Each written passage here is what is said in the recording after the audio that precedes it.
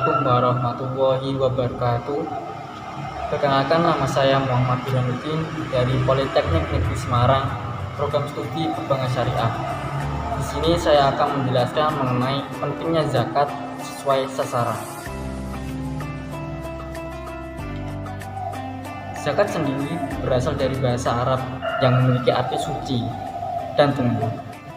Mana tumbuh dalam arti zakat menunjukkan bahwa mengeluarkan zakat sebagai sebab adanya pertumbuhan dan perkembangan harta yang diberikan kepada mustahik. Sedangkan makna suci menunjukkan bahwa zakat adalah membersihkan diri dari harta yang mungkin didapat dengan cara yang kurang wajar dan mendorong agar bersyukur kepada Allah Subhanahu wa Ta'ala atas rezeki yang diberikannya. Dalam mendistribusikan zakat, kita harus menentukan yang tepat sasaran, dimana itu tertulis dalam surat At-Taubah ayat 60 yang berbunyi A'udzubillahi minasyaitonirrajim, Bismillahirrahmanirrahim, innamas shadaqatu lil fuqara'i wal masakin wal 'amilina 'alaiha wal mu'allafati qulubuhum wa fil riqabi wal gharimina wa fi sabilillahi wa ibnis sabil fariidatan minallah wallahu alimun hakim. Yang artinya, sesungguhnya zakat itu hanyalah untuk orang-orang fakir, orang miskin, amil zakat yang dilunakan hatinya atau mu'allaf, untuk memerdekakan hamba sahaya, untuk membebaskan orang yang berhutang, untuk jalan Allah, dan untuk orang-orang yang sedang dalam perjalanan, sebagai kewajiban dari Allah. Allah Maha mengetahui dan Allah Maha bijaksana. Nah, secara lebih rinci, golongan-golongan ini yang berhak menerima zakat yang pertama adalah golongan orang fakir.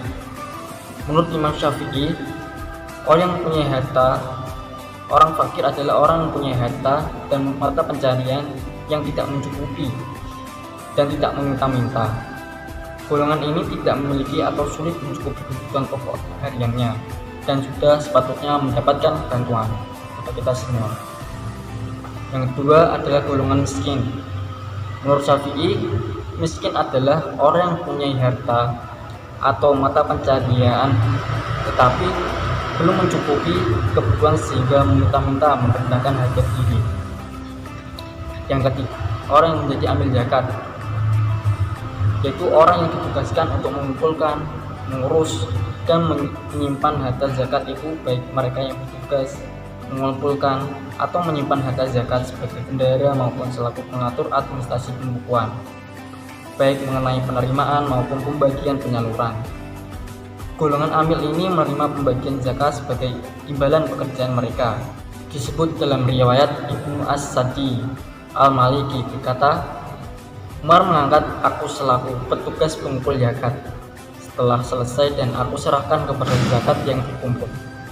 Ia memerintahkan agar aku diberi bagian. Kemudian aku berkata bahwasanya saya mengerjakan itu karena Allah. Lalu beliau menjawab, ambillah yang telah diberikan padamu, bahwasanya aku pernah menjadi amil zakat pada masa Rasulullah. Kemudian Rasulullah memberikan kepadaku upah. Maka aku menjawab sebagaimana jawabanmu.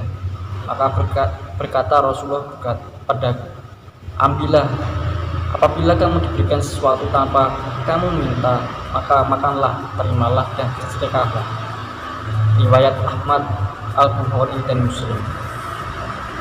Golongan keempat adalah mu'allaf, yaitu orang-orang yang perlu dihibur hatinya agar masuk Islam dengan mantap, atau orang-orang yang dikhawatirkan memusuhi dan mengganggu kaum muslimin, atau orang yang diharapkan memberi bantuan kepada muslimin. Pada zaman Nabi, mu'allaf ada 3 golongan.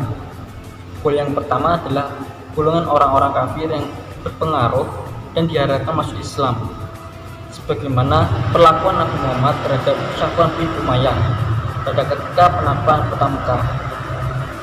Nabi memberi keamanan pada Safwan dengan maksud agar ia dapat merasakan kebaikan agama Islam. Nabi memberikan pula kepadanya seekor unta sebesar stak yang ada di punggung unta itu, sehingga Akhirnya Safwan tertarik masuk Islam dengan kesadarannya. Dia berkata, "Sesungguhnya Muhammad banyak memberiku ketika aku memandangnya sebagai manusia yang paling kubenci, sehingga dengan perlakuan ramah tamah kepadaku, jadilah Muhammad menurut pandanganku sebagai manusia yang paling kucintai."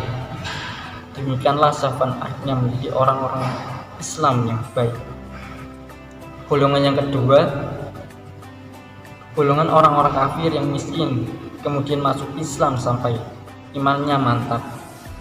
Untuk memantapkan dan meneguhkan keimanan mereka, Rasulullah pernah memberikan sebagian harta rampasan perang kepada mereka yang masih lemah imannya dari kalangan ahli Mekah, meskipun di antara mereka ada yang munafik. Golongan yang ketiga adalah golongan muslim yang mendiami daerah perbatasan dengan orang kafir. Mereka ini diberi zakat karena diharapkan kewaspadaan mereka dalam mempertahankan kawasan kaum muslimin dan memperhatikan gerak-gerik musuh.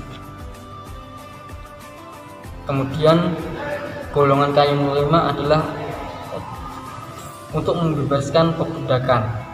Dengan cara yang bijaksana, Islam memberantas perbudakan. Dalam rangka membebaskan budak, disediakan dana yang diambil dari zakat yang dipergunakan untuk membeli budak dan membebaskan untuk diberikan pada orang budak. Budak yang seperti ini dinamakan mukatab, seperti orang yang disandra. Pekerjaan yang tertuduh membunuh dapat dibebaskan dengan uang. Golongan keenam ada gorimin, yakni mereka yang berhutang untuk kebutuhan hidup dalam mempertahankan jiwa dan ijazahnya. Golongan ini terdiri dari dua tingkatan. Yang pertama, orang yang berhutang untuk memenuhi kebutuhan sehari-hari pada jalan yang bukan maksiat. Mereka ini berhak menerima zakat jika mereka tidak mempunyai kesanggupan untuk membayar hutang yang menjadi tanggung jawabnya. Kemudian golongan yang berhutang untuk kepentingan umum. Mereka ini berhak menerima zakat meskipun orang-orang mampu. Golongan yang ketujuh adalah sabilillah. Perkataan sabilillah mempunyai dua arti. Yang pertama, arti khusus, yaitu orang-orang yang secara sukarela menjadi tentara melakukan jihad membela agama Allah terhadap orang-orang kafir yang mengganggu keamanan kaum muslimin. Arti kedua atau arti umum, yaitu segala perbuatan yang bersifat kemasyarakatan yang ditujukan untuk mendapatkan keridhaan Allah, seperti pengadaan fasilitas umum, beasiswa untuk pendidikan dan untuk dakwah. Dan golongan yang terakhir ada Ibnu Sabil, orang yang sedang musafir yang memerlukan pertolongan meskipun yang mempunyai kekayaan di negerinya. Kepada musafir yang seperti ini dapat diberikan bantuan dari harta zakat meskipun perjalanannya selaku turis selama itu tidak bertujuan maksiat dan perjalanannya itu.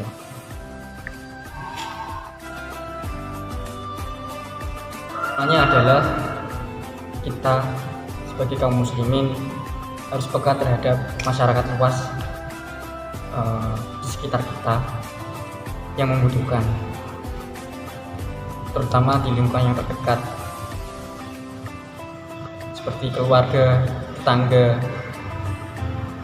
dan kerabat yang lain. Dan zakat yang kita distribusikan harus tepat sasaran pada orang yang membutuhkan, terutama 8 asnaf. Cukup sekian yang bisa saya dapat sampaikan, kurang lebihnya saya mohon maaf. Wassalamualaikum warahmatullahi wabarakatuh.